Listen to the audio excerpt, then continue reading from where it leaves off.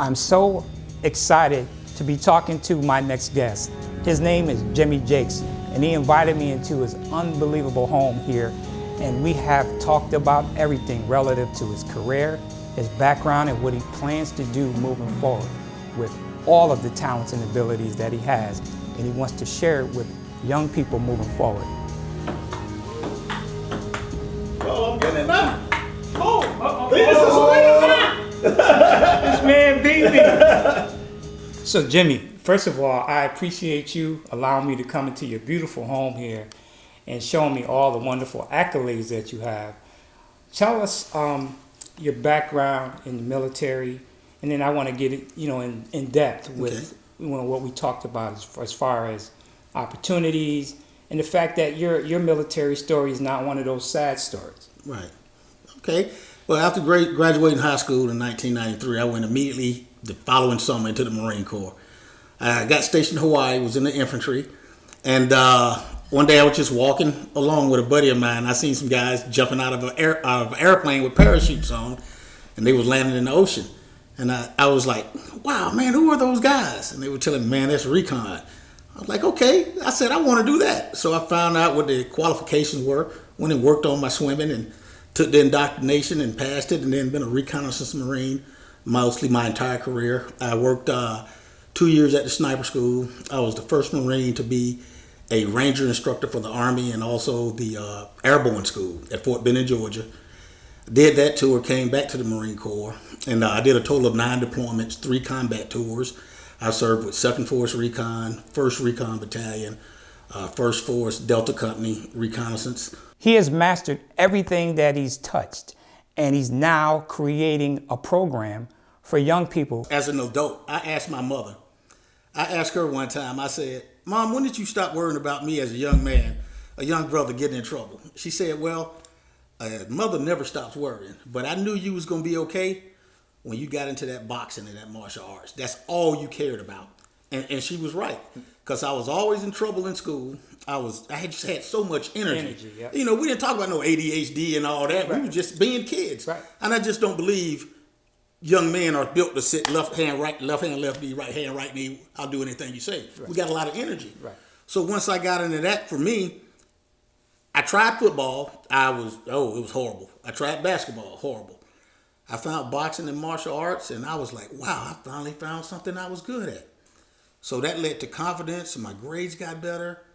And then I went to the Golden Gloves in Georgia, lost the first time, worked harder, won the second time, and I said to myself, the system works. If you work hard, before I got my high school diploma, I was an amateur boxing champ. It was the first thing I ever worked hard for and won.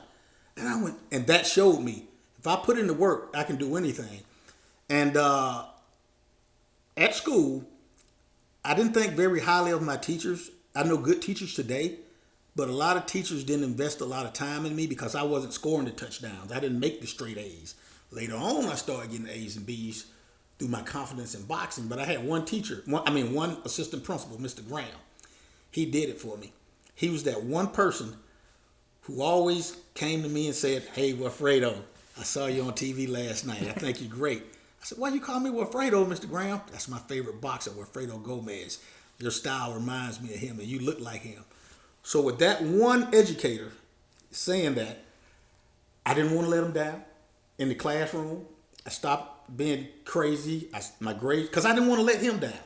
And he came to my fights, and I never forgot that. You touch on such an important thing, because we talked about this. Yes. A lot of these kids that we see that are acting out and going through stuff right now, they have extreme talent and abilities, but nobody sees them. Right. Nobody says, I see you, I'm paying attention to you, I'm going to help nurture you. Right. That same person you had and your principal, Mr. Graham, I had a Mr. Graham in my life. His name was Mr. John Pearson.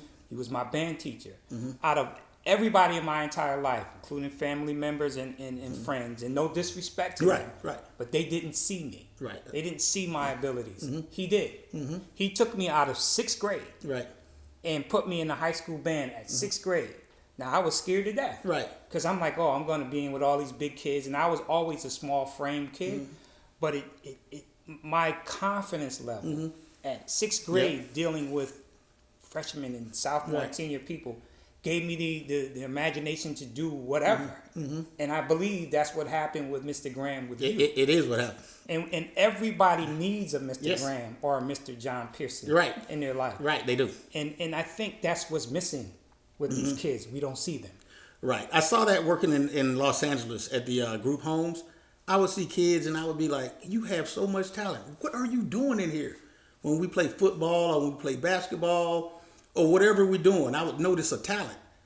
And I'd be like, and what I liked about where I worked at is we had a swimming pool. So I got to teach kids how to swim. We had a weight room. I got to get slim kids muscular, overweight kids slim. So it was more than just, so how does that make you feel? It was more than just therapy. You get out there on the ground with them. And so I tried to be that Mr. Graham for him. And a lot of times I've heard this, well, Jimmy, we didn't have this in my neighborhood. I was just never involved in nothing. You know, I live in a gang neighborhood. We didn't have this stuff. Yeah. So I'm doing good here, but I got to go back there. I'm like, yeah, you got to go back there, brother, but you still got choices. You still can keep pumping the iron. You still can do whatever it is that you feel you're good at. So that's how that worked. So with your military background and training and all the things that you've accomplished, what did you settle down to do now in your life? Okay, wow, good questions. You got some good ones. When I first retired, I was confused. So I was coaching boxing in Los Angeles, and some kids came in from the group home, and I liked working with them, and we hit it off. And I would rather be around them than adults, you know, to this day. Yeah, I understand. And one of the guys, the counselor, said, "Hey man, I can get you a job now, but if you want to be a therapist and really work with these kids, you need to have a master's in juvenile criminal justice or social work." So I said, okay, give me 2.5 years and I'll come back. And I did, and he kept his word and he gave me a job. And I mean, it was just great. And other than that, after I did the counseling and was doing the therapist in training, did that for about 4 years. And then I worked with homeless veterans for a year and a half out in Los Angeles. Then I got into emergency management. Like I say, setting up training for LAPD and the fire department and the exercise program. I didn't want to buy a house in LA, so I came to Atlanta, Georgia, and wanted to continue the same work here. And right now I do like contract security work, off and on, not full time, because I still want to stay retired. Yeah. But my ultimate goal, and I set myself a time limit for this summer, is to start a boxing program for youth ages 7 to 18 and use it as a tool. If you box with me and compete, you have to come to my mentorship training the first Saturday of every month. Culinary skills, how to introduce yourself to a young lady's parents, how to change a tire, how to use jumper cables. Hold on, I'm gonna stop you for a minute. Boom, okay. Boom! Introducing yourself to a woman's parents. Is that even done today anymore? You know, I don't know, because my two boys are grown, and the Marines that I know that have sons, they teach their sons that. And I don't have a daughter, but if I did, I would tell the young man, when you come over here, you open the door for my daughter. Not just one time to impress me, you do it all the time. You bring flowers if you can afford it. Mm-hmm. You still say yes, sir, and no, ma'am. Y'all done made it not cool to do that no more. Right. But, you know, when I say y'all, I mean the kids. Yeah, I understand. So as we discussed earlier, it's not a lot of African Americans in the special operations community. So what me and some of my friends do, every 3 years we try to get together, African Americans from the SEALs, from the Army Green Beret, from the Rangers, from Marine Force Recon. We get together, just camaraderie. Just let them know, hey man, we did it. You might not see us in the movies a lot, but we do this type of work too. So we did a written documentary. We dedicated to our hero, Mr. Jim Capers, first African American to be on a poster for the Marine Corps, Battlefield Commission, only African American to be in charge of a Marine Force Recon unit. And these are just some of the guys and their bios. He's been able to take a career from not only the military, but just martial arts and boxing, and create this whole world of success. And he's now talking about how he wants to give back to young people and help them grow and get some of the tools that he's learned in life. Out of this conversation, what I like the most is when I said, the first time I really worked hard for something, and it paid off, is when I won the state boxing championship. That was the first time I really worked hard for something. I mean, sweat, cried, ran, and was going to high school.